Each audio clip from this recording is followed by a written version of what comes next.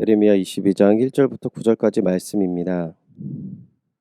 여호와께서 이와 같이 말씀하시되 너는 유다 왕의 집에 내려가서 거기에서 이 말을 선언하여 이르기를 다윗의 왕 위에 앉은 유다 왕이여 너와 내 신하와 이 문들로 들어오는 내 백성은 여호와의 말씀을 들을지니라. 여호와께서 이와 같이 말씀하시되 너희가 정의와 공의를 행하여 탈취당한 자를 압박하는 자의 손에서 건지고 이방인과 고아와 과부를 압제하거나 학대하지 말며 이곳에서 무죄한 피를 흘리지 말라. 너희가 참으로 이 말을 준행하면 다윗의 왕 위에 앉을 왕들과 신하들과 백성이 병거와 말을 타고 이 집 문으로 들어오게 되리라. 그러나 너희가 이 말을 듣지 아니하면 내가 나를 두고 맹세하노니 이 집이 황폐하리라. 여호와의 말씀이니라. 여호와께서 유다 왕의 집에 대하여 이와 같이 말씀하시니라. 내가 내게 길르앗 같고 레바논의 머리이나 내가 반드시 너로 광야와 주민이 없는 성읍을 만들 것이라. 내가 너를 파멸할 자를 준비하리니 그들이 각기 손에 무기를 가지고 내 아름다운 백향목을 찍어 불에 던지리라. 여러 민족들이 이 성읍을 지나가며 서로 말하기를 여호와가 이 큰 성읍에 이같이 행함은 어찌 됨인고 하겠고 그들이 대답하기를 이는 그들이 자기 하나님 여호와의 언약을 버리고 다른 신들에게 절하고 그를 섬긴 까닭이라 하셨다 할지니라. 아멘. 불순종한 유다 왕조를 향한 경고라는 제목으로 새벽의 묵상의 말씀 나누도록 하겠습니다. 예레미야 22장은 다윗 왕조의 죄에 대한 내용을 담고 있습니다. 이제 선지자의 예언의 장소는 왕궁으로 자리하면서 이스라엘의 죄의 한 부분이 왕궁에 있음을 보여줍니다. 본문 1절은 유다 왕의 집을 가리키고 2절을 보면 왕과 신하와 왕궁으로 들어오는 백성을 대상으로 합니다. 평범한 신분으로 왕국에 들어오기 어려울 것입니다. 때문에 2절의 대상자들을 생각해 보면 남유다 왕국의 지도층을 대상으로 말씀을 선포되고 있음이 우리가 알 수 있습니다. 3절을 계속해서 보시면 왕을 포함한 유다의 지도층에게 하나님께서 권면의 말씀을 담고 있는데요. 여호와께서 이와 같이 말씀하시되 너희가 정의와 공의를 행하여 탈취당한 자를 압박하는 자의 손에 건지고 이방인과 고아와 과부를 압제하거나 학대하지 말며 이곳에서 무죄한 피를 흘리지 말라. 아멘. 하나님의 대리 통치를 대표적으로 감당해야 하는 유다의 왕과 나라의 권위자들의 행해야 할 것이 바로 정의와 공의라는 것입니다. 즉 불의한 일을 예방하고 약자들을 보호해야 하는 것이죠. 만일 유다 왕들이 여호와께서 명령하신 대로 의롭게 통치하신다면 다윗 왕조의 왕들이 끊어지지 않을 것이며 또한 반대로 왕이 여호와의 명령을 거역하고 공의와 정의로 나라를 다스리지 않으면 그가 거하는 궁전이 완전히 무너져 내리는 날이 속히 올 것이다 라는 예언의 내용입니다.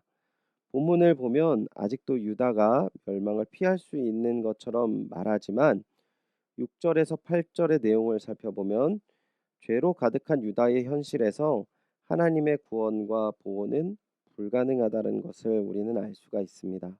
하지만 유다 지도자들은 하나님의 말씀이 두렵거나 떨리지 않았던 것 같습니다. 하나님께서는 그러한 유다 왕과 지도자들에게 말씀하십니다. 길르앗과 레바논 같이 장엄하고 대단하더라도 하나님은 아무런 문제 없이 그들을 멸망시킬 수 있다. 이렇게 말씀하시는 거죠. 왜 유다의 지도자들은 하나님과의 관계가 무너져 버린 모습을 가지고 있었던 것입니까? 9절에 하나님께서 그 이유를 말씀하시는데요. 9절 제가 읽어드리겠습니다. 그들이 대답하기는 이는 그들이 자기 하나님 여호와의 언약을 버리고 다른 신들에게 절하고 그를 섬긴 까닭이라 하셨다 할지니라. 아멘. 유다의 왕들과 지도자들은 분명히 과거 모세를 통해 명령하신 대로 의를 행하는 것이라 말씀하셨는데 9절에는 우상 숭배를 이야기합니다. 이것은 우상 숭배라는 범죄로 인해서 하나님의 관계가 망가져 버렸기 때문에 그들은 정의와 공의를 행할 능력을 상실한 것이죠.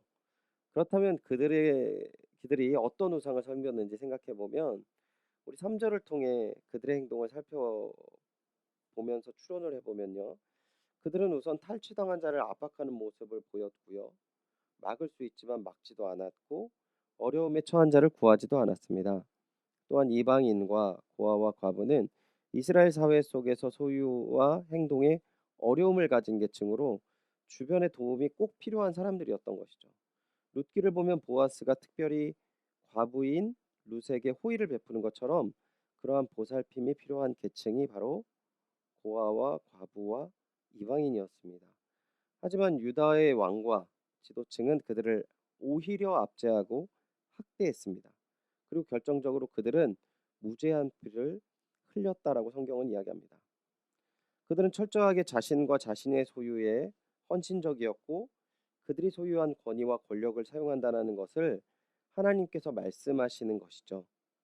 즉 그들이 철저히 자신을 우상을 삼아서 하나님이 주신 권위와 권력으로 자신과 자신의 소유를 위해 헌신하였던 것입니다. 때문에 우상 숭배라는 것에 대해서 우리가 하나님 외에 다른 것을 의지하거나 혹은 절하는 것을 나타낸다라고 막연하게 생각하지 마시고 이 말씀을 우리가 기억하면서 내 내가 행하는 오늘의 삶의 모습이 하나님을 섬기는 행위인지 혹은 나를 위한 삶인지 또한 그러한 행위인지를 돌아보셔야 한다라는 것이죠. 온전히 주님의 정의와 공의를 행하는 귀한 주님의 동역자가 되는 그 삶을 하나님께서 기대하시고 우리 모두들에게 바라신다라는 것을 오늘 본문의 말씀을 통해서 우리는 알 수 있습니다. 오늘 우리에게 주어진 삶, 하나님을 기억하시고 하나님을 의지하시고 또한 하나님 앞에 우리가 동행하는 삶을 살게 된다면 우리 앞에 어렵고 힘든 문제가 우리의 길을 막고 있고 또 내일을 기대할 수 없는 삶이라 할지라도 함께 하시는 하나님으로 인하여서 대로가 열리며 하나님의 큰 은혜와 사랑을 우리에게 베풀어 주실 것입니다. 또한 지금까지 하나님을 의식하지 못하고 나를 위한 삶을 살았다면 말씀을 기억하시고 돌이키시는 귀한 주님께 영광을 돌리는 하루, 그러한 하루가 되시기를 주님의 이름으로 축원드립니다. 기도하겠습니다. 하나님 감사합니다. 오늘 유다의 왕과 또한 그 왕족들과 지도층의 모습을 통해서 철저하게 자신을 위해서 살아갔던 그 삶을 하나님께서 기뻐하시지 않고 함께 하시지 않고 심판하신다 말씀하신 이 말씀 오늘 우리에게 허락하심을 너무나도 감사드립니다. 하나님, 우리의 삶을 하나님께 영광 돌리지 못하는 부분이 너무나도 많이 있음을 고백드립니다. 주님, 이 말씀을 기억하며 주님 앞에 엎드리며 회개하며 나아가오니 우리의 삶을 고쳐주시고 성령께서 함께 하셔서 온전히 주님을 따라 주님의 정의와 공의를 행하는 주님의 동역자 된 그 모습의 삶, 주님께 영광 돌리는 그 삶 살게 하여 주시옵소서.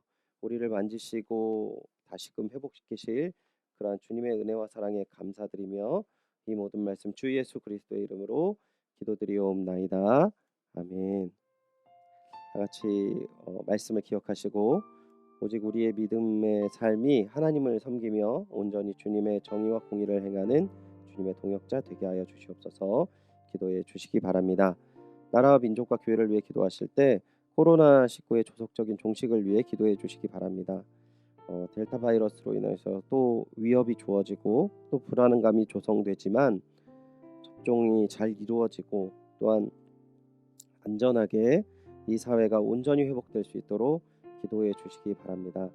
교회의 모든 사역이 점차 어려운 환경이지만 잘 회복되어지고 모든 교회의 교인들의 안전을 위해서 기도해 주시기 바랍니다. 담임 목사님의 영과 육의 강건함을 위해서 기도해 주시기 바랍니다. 성령 충만하셔서 힘있게 교회를 이끌어 가실 수 있도록 힘과 능력을 더하여 주시옵소서. 기도해 주시기 바랍니다. 오늘은 최종상 윤명희 선교사님의 사역과 가정을 위해서 기도해 주시기 바랍니다. 특별히 선교사님 사역하시는 암노스의 사역을 이어갈 후임자를 잘 정할 수 있도록 기도해 주시고 건강을 온전히 회복하도록 기도해 주시기 바랍니다. 그리고 우리 정종욱 집사님 위해서 기도해 주실 때는 뇌경색으로 인한 후유증이 없고 또한 필요한 치료들이 있다면 잘 진행될 수 있도록 우리 정종욱 집사님의 건강을 위해서 또한 온전한 회복을 위해서 기도해 주시기 바랍니다. 다 같이 기도하겠습니다.